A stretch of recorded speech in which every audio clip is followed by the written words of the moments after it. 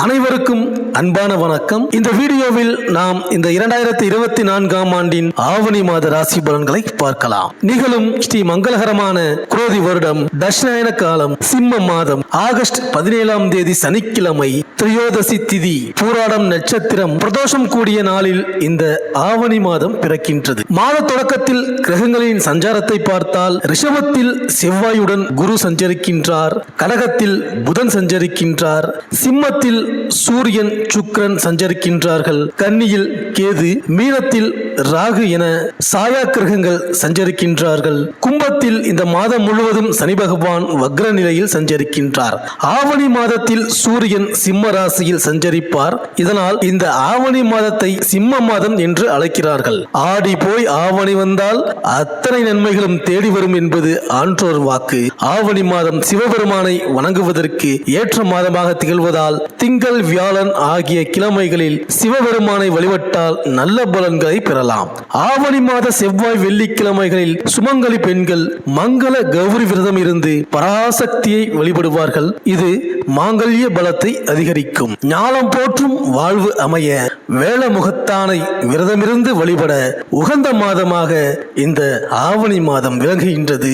மற்ற மாதங்களில் வரும் சதுர்த்தியை நாம் சதுர்த்தி என்று மட்டுமே சொல்கிறோம். ஆனால் ஆவணி மாதம் வரும் சதுர்த்தியை மட்டும் விநாயகர் சதுர்த்தி என்று அழைக்கின்றோம். அன்றைய தினம் அருகில் இருக்கும் சிவாலயத்திற்கு சென்று அருகம்புல் மாலையிட்டு கணபதியை வழிபட்டால் அவர் பெருகும் பொன்னை அள்ளி பெருமையுடன் நமக்கு தருவார். இந்த ஆண்டிற்கான விநாயகர் சதுர்த்தி திருநாள் ஆவணி மாதம் 22ஆம் தேதி 7/9/2024 சனிக்கிழமை அன்று வருகின்றது. அன்றைய தினம் பிள்ளையாரை வழிபட்டால் எல்லா பாக்கியங்களும் நமக்கு கிடைக்கும். எங்கே எப்போது கூப்பிட்டாலும் கும்பிட்டாலும் காட்சி தருபவர் பிள்ளையார். மஞ்சள் பொடியிலும் காட்சி தருவார், மாட்டு சாணத்திலும் காட்சி தருவார். வீட்டிலும் வழிபாடு செய்யலாம். விக்கிரகம் வைத்திருக்கும் ஆலயத்திற்கு சென்றும் வழிபடலாம். ஏழரை சனி, அஷ்டமத்து சனி, அர்த்தாஷ்டம சனி ஆகியவற்றின் பிடியில் சிக்கியவர்களுக்கு அருள் கொடுப்பவர் ஆனைமுகன். அவருக்கு எள்ளுருண்டை நைவேத்தியம் செய்தால் சனி பகவானின் பாதிப்பில் இருந்து விடுபட இயலும். எனவே அருகில் இருக்கும் சிவாலயத்திற்கு சென்று அங்குள்ள ஆனைமுகனை வழிபடுங்கள். அகிலம் போற்று வாழ்வு அமையும். மேலும் இந்த மாதத்தில் கிரகங்களின் பெயர்ச்சியை பார்த்தால் ஆவணி 10ஆம் தேதி சுக்கிரன் கன்னி ராசியில் நீச்சம். அதே ஆவணி 10ஆம் தேதி செவ்வாய் ரிஷபராசியில் இருந்து மிதுன ராசிக்கு பெயர்ச்சி ஆகின்றார். மேலும் ஆவணி 15ஆம் தேதி புதன் கடகராசியில் இருந்து சிம்ம ராசிக்கு பெயர்ச்சி ஆகின்றார். சிம்மத்தில் சஞ்சரிக்கும் சூரியனும் கும்பத்தில் சஞ்சரிக்கும் சனியும் நேருக்கு நேர் பார்க்கின்றார்கள்.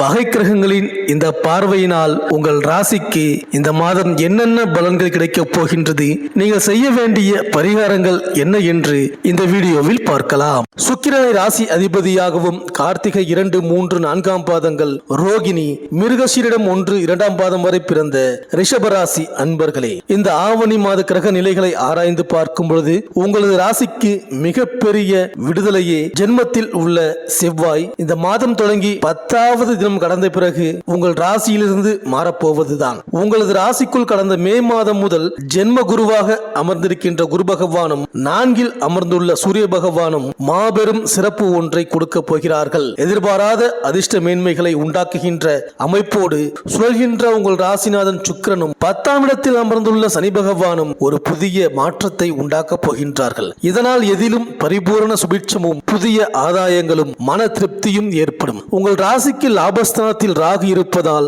பொருளாதார ஏற்றங்களை, திடீர் அதிர்ஷ்டங்களை அடைவீர்கள். ஆரோக்கிய தொந்தரவுகள் விலகும். உறவுகளால், சகோதரர்களால், சொந்த பந்தங்களால் ஏதேனும் அனாவசியமான பிரச்சனைகள் நீடித்து வந்தால் நல்லபடியான தீர்வு ஏற்படும். மிருகசீரிடம் நட்சத்திர அன்பர்களுக்கு 3ஆம் நபர்களால் ஏற்பட்டுள்ள தொந்தரவுகள் விலகும். மற்றபடி கடன், வம்பு, வழக்கு விவகாரங்களை 3வது வாரம் முடிவதற்குள் 5இல் அமர்ந்திருக்கின்ற கேது பகவான் உங்கள் ராசிக்குள் இணைந்திருக்கின்ற குரு, செவ்வாய் முறியடிப்பார்கள். புதிதாக ஆரம்பிக்க நினைத்திருக்கின்ற தொழில் வியாபார முயற்சிகளை, லாப விஷயங்களை சனி பகவான் பகவான் வெற்றியாக்குவார். பிறரிடம் கொடுத்திருக்கின்ற தொகை இந்த ஆவணி மாதம் 2வது வாரத்தில் கைக்கு வரும். வாரிசுகளின் உயர்வு கருதி நீங்கள் ஈடுபடுகின்ற விஷயங்கள் வெற்றியை தரும். உத்தியோகம், பதவி, பணி வகையில் உயர்வுக்கென அதிகாரிகளால் ஆக வேண்டிய சகாயங்கள் கைகூடும். இந்த மாதம் சனி, புதன் மற்றும் வெள்ளிக்கிழமைகளில் எதிர்பாராத விசேஷ அதிர்ஷ்டங்கள், நன்மைகள் உண்டு. இளம் இருபாலருக்கும் இந்த மாதம் 20வது தினம் முடிவதற்குள் திருமணம் கைகூடும். பொன்பொருள் சேர்க்கையும், திடீர் ஆன்மீக பயணமும், சொந்த பந்தங்களால் மகிழ்ச்சியும் ஏற்படும். மேலும் கும்பராசியில் சஞ்சரிக்கும் சனி பகவான் இந்த மாதம் முழுவதும் வக்ர இயக்கத்தில் இருக்கின்றார். சிம்மத்தில் சஞ்சரிக்கும் சூரியன் அவரை பார்க்கின்றார். தொழில் ஸ்தானத்தில் சஞ்சரிக்கும் சனி வக்ர இயக்கத்தில் இருப்பதால் தொழில் வளர்ச்சியில் தளர்ச்சி ஏற்படும். பணியாளர்கள் பக்கபலமாக இருப்பது அரிது. பகை கிரகங்களின் பார்வையால் சுகஸ்தானம் பலம் இழக்கின்றது. எனவே உத்தியோகத்தில் உள்ளவர்களுக்கு திறமைக்குரிய அங்கீகாரம் கிடைக்காது. பணிச்சுமை அதிகரிக்கும். மன அழுத்தம் கூடும். உயர் அதிகாரிகள் கிடுபிடியாக நடந்து கொள்வார்கள். எதிர்பார்த்த சலுகைகள் மறுக்கப்படுவதன் காரணமாக இந்த வேலையில் இருந்து விலகி வேறு வேலைக்கு செல்லலாமா என்று சிந்திப்பீர்கள். ஆவணி 10ஆம் தேதி கன்னிராசிக்கு செல்லும் சுக்கிரன் அங்கு நீச்சம் பெறுகின்றார். உங்கள் ராசிநாதன் நீச்சம் பெறுவதால் இந்த காலத்தில் ஆரோக்கிய தொல்லை அதிகரிக்கும். எதையும் திட்டமிட்டு செய்ய இயலாது.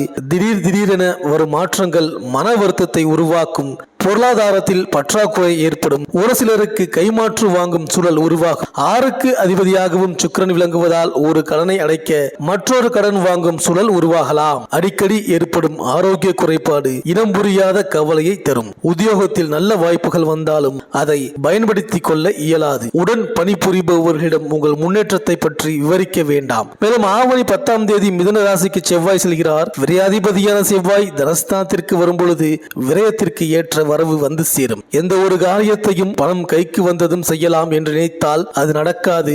காரியத்தை தொடங்கிவிட்டால் தேவையான தொகை கைக்கு வந்து சேரும். 7க்கு அதிபதியாகவும் செவ்வாய் விளங்குவதால் வாழ்க்கை துணைக்கு வேலை கிடைத்து உதிரி வருமானம் வரலாம். வெளிநாடு செல்லும் முயற்சி அனுகூலமாகும். உத்தியோகத்தில் இனிமை தரும் விதத்தில் இடமாற்றம் கிடைத்தாலும் அதை ஏற்றுக்கொள்ள இயலுமா என்பது சந்தேகம்தான். ஆவணி 15ஆம் தேதி சிம்மராசிக்கு புதன் செல்கிறார். உங்கள் ராசிக்கு 2, 5 ஆகிடங்களுக்கு அதிபதியான புதன் சுகஸ்தானத்திற்கு வரும்பொழுது எதிர்பார்ப்புகள் எளிதில் நிறைவேறும். இல்லத்தில் நல்ல சம்பவங்கள் ஏராளமாக நடைபெறும். திருமணம், கல்வி சம்பந்தமாக நீங்கள் எடுத்த முயற்சி கைகூடும். தாய்வழி ஆதரவு திருப்தி தரும். இதுவரை வாடகை கட்டிடத்தில் நடைபெற்ற தொழிலை சொந்த கட்டிடத்திற்கு மாற்றும் முயற்சி வெற்றி பெறும். புத ஆதித்ய யோகத்தால் பொருளாதார நிலை உயரும். பொது வாழ்வில் உள்ளவர்களுக்கு எதிர்காலம் பற்றிய பயம் அகலும். வியாபாரம், தொழில் செய்பவர்களுக்கு உதவிகள் கிடைப்பதில் தாமதம் ஏற்படும். உத்தியோகத்தில் உள்ளவர்களுக்கு மேல் அதிகாரிகளின் ஆதரவு திருப்தி தரும். கலைஞர்களுக்கு வருமானம் உயரும். மாணவ மாணவிகளுக்கு கல்வியில் முன்னேற்றம் உண்டு.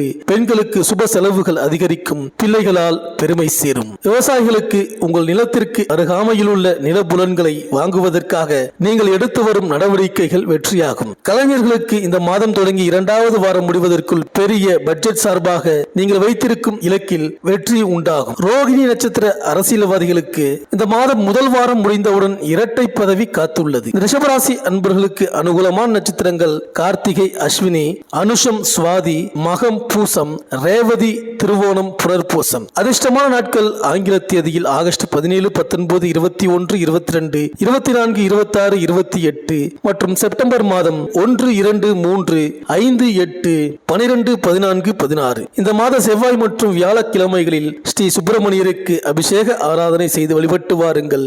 வியாழக்கிழமைகளில் குரு பகவானுக்கு பரிகாரம் செய்து வாருங்கள். இந்த ரிஷபராசி அன்பர்களுக்கு இந்த ஆவணி மாதம் அனைத்தும் நன்மையே நடக்கும்.